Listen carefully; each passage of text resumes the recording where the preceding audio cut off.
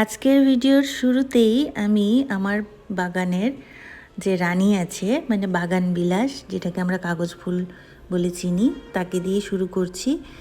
গত বছর গাছটিকে লাগিয়েছিলাম, এবছর ফুল দিচ্ছে, ভালোই ফুল দিচ্ছে।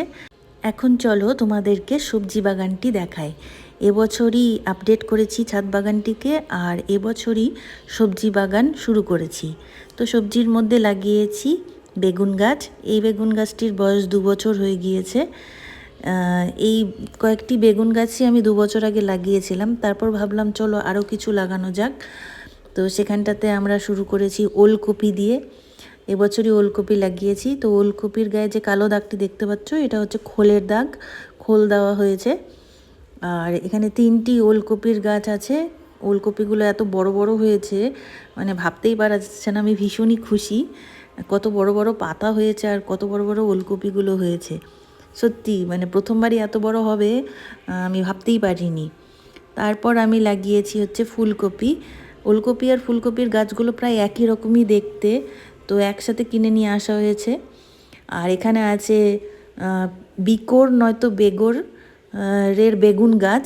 আমরা অনেক কটাই লাগিয়েছি, তার মধ্যে 4টে ঠিক আছে, আর একটি গাছ মনে হয় এটি বাঁচবে না।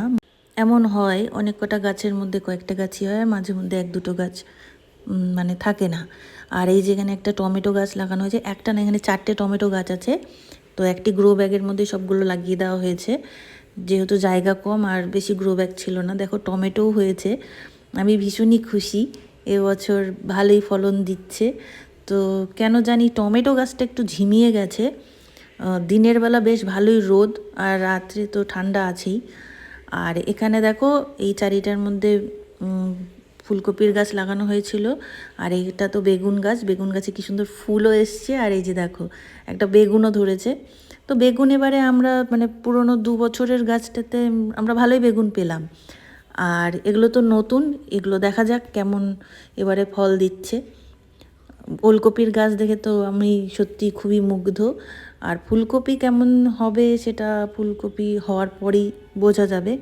এখানেও ফুলকপির গাছ লাগানো হয়েছে, আর তার মধ্যে এই যে একটা ওলকপির গাছও হয়ে গিয়েছে। এটা চারির মধ্যে লাগানো হয়েছে বলে হয়তো এখনও ভালো করে বেড়ে উঠতে পারেনি, তবে দেখা যাক। আর এদিকে আমি লাগিয়েছি হচ্ছে ধনে পাতা, মানে বেছন দিয়েছিলাম, তো সেখান থেকেই কয়েকটা ধনে পাতার গাছ গজিয়েছে। তার মধ্যে একটা তুলসী পাতার গাছও হয়েছে। আরও কিছু গাছ লাগাবো। আর এই হলো আমার পেঁপে গাছ, চারির মধ্যে লাগানো।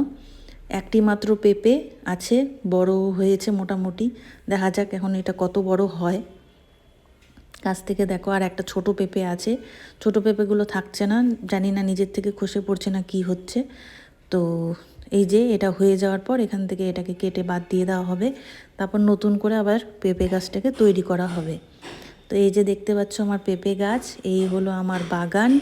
তো তোমাদের কেমন লাগলো কমেন্ট করে কিন্তু অবশ্যই জানিও।